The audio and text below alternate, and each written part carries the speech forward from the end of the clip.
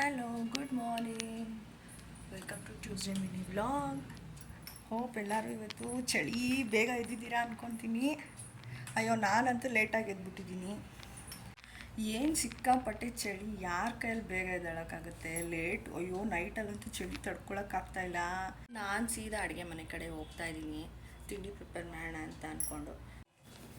ಈ ಕಡೆ ನಾನು ಅಡುಗೆ ಮನೆಗೆ ಬಂದೆ ತಿಂಡಿ ಪ್ರಿಪೇರ್ ಮಾಡೋಣ ಅಂತ. ತಿಂಡಿ ಪ್ರಿಪೇರ್ ಮಾಡಿಸ್ಕೊಂಡೆ. ನಾನು ಇತ್ತ ಕಡೆ ಬಂದು ತಿಂಡಿ ಪ್ರಿಪೇರ್ ಮಾಡ್ಕೊಳ್ಳೋ ಅಷ್ಟರಲ್ಲಿ ಪಾಪ ನಮ್ಮ ಅತ್ತೆಗೆ ಹೆಂಗೆ ಅನ್ನಿಸ್ತೋ ಹೆಂಗೆ ಕತೆನೋ, 2 ಬಕೆಟ್ ಬಟ್ಟೆ ನೋಡಿ.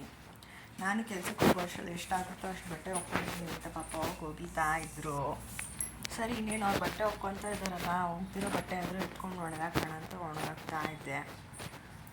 ಅಲ್ಲ, ನೆನ್ನೆ ಎಲ್ಲ ಏನಾಯಿತು ಅಂತಂದರೆ ಫುಲ್ಲು ಆಚೆ ಹೋಗ್ಬಿಟ್ಟು ಬಂದೆ. ಆಚೆ ಹೋಗ್ಬಿಟ್ಟು ಬಂದವಳೇನೆ ಮನೆಗೆ ಬಂದೆ, ಊಟ ಮಾಡಿದೆ. KEB ಆಫೀಸ್ ಹತ್ರ ಹೋಗಿ ಬಂದೆ. ಅಷ್ಟರಲ್ಲೇ ಟೈಮ್ ಆಗೋಗ್ಬಿಟ್ಟಿದೆ. ನಾನು 10 ನಿಮಿಷ ಏನೋ ಒಂದು ಸ್ವಲ್ಪ ಹೊತ್ತು ನನ್ನ ಫ್ರೆಂಡ್ ಒಬ್ಳು ಕಾಲ್ ಮಾಡಿದ್ರು, ಅವಳ ಹತ್ರ ಮಾತಾಡಿ ಅಷ್ಟು ಬೇಗ ಟೈಮ್ ಆಗೋಯ್ತು. ಆಮೇಲೆ ಅಲ್ಲಿ ಹೊರಗಡೆ ಹೋಗಿ ಬಂದವ್ರಿಗೆ ಏನೋ ಒಂಥರ ಮನೇಲಿ ಮೂಡ್ ಆಫ್. ನನ್ನ ಮಗಳು ಮನೇಲಿ ಇದ್ದರೆ ಏನೂ ಎನರ್ಜಿನೇ ಇಲ್ಲ ನನಗೊಂಥರ. ಎಲ್ಲಿ ನೋಡಿದ್ರು ಪಾಪ ಅವಳು ಇಲ್ವಲ್ಲ ಊರಲ್ಲಿದ್ದಾಳಲ್ಲ, ತಿಂಗಳು ಹೋಗ್ಲು ಅಂತ ಬರೀ ಅವಳ ಬಗ್ಗೆನೇ ಯೋಚನೆ ಬರ್ತಾ ಇರುತ್ತೆ. ಅದು ಅವಳಿಲ್ಲ ಅಂತಲೇ ಏನೋ ಒಂಥರ ಮೂಡ್ ಆಫು. ಈ ಹುಡುಗಿರಿಗೆ ಹೀಗೆ ಯಾವಾಗ ಮೂಡ್ ಆನ್ ಆಗಿರುತ್ತೆ, ಯಾವಾಗ ಮೂಡ್ ಆಫ್ ಆಗಿರುತ್ತೆ ನಮಗೆ ಹೇಳೋಕ್ಕೆ ಗೊತ್ತಾಗಲ್ಲ. ನನಗೆ ಬಟ್ಟೆ ಒಣಗಾಕ್ತಾ ಇದ್ದೆ, ನಮ್ಮ ಪಕ್ಕದ ಮನೆಯವ್ರು ಬಂದರು. ಸರಿ ಏನು ನೋಡೋಣ ಅಂತ ಬಂದೆ. ನೋಡಿದ್ರೆ ಕೋಇನ್ಸಿಡೆನ್ಸು, ನಮ್ಮ ಮನೇಲೂ ದೋಸೆ, ಅವ್ರ ಮನೇಲೂ ದೋಸೆ.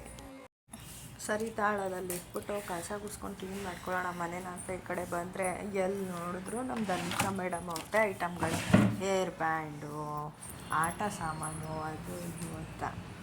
ಅಯ್ಯೋ, ಅದೆಲ್ಲ ನೋಡಿದಾಗೆಲ್ಲ ಅವಳ ಬಗ್ಗೆನೇ ಯೋಚನೆ.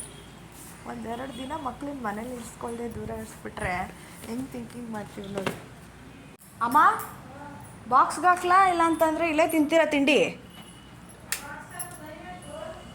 ಟೈಮು ಆಯಿತು, ಇನ್ನು 10 ನಿಮಿಷ ಐತೆ, 10 ಗಂಟೆಗೆ.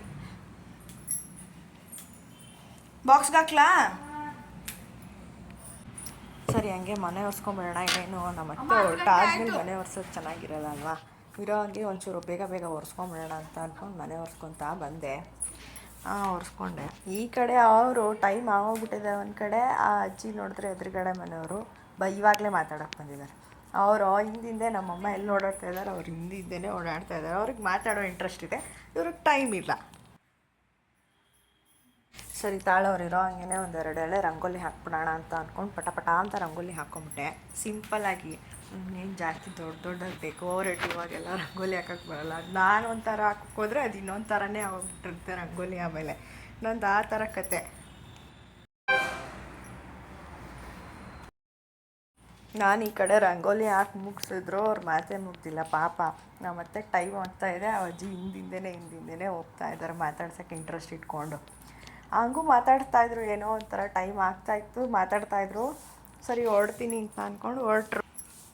ಸೊ ಇದಾಗಿತ್ತು ಇವತ್ತಿನ ಮಿನಿ ವ್ಲಾಗ್ಸ್. ಮತ್ತೆ ಸಿಗ್ತೀನಿ. ಓಕೆ, ಬಾಯ್.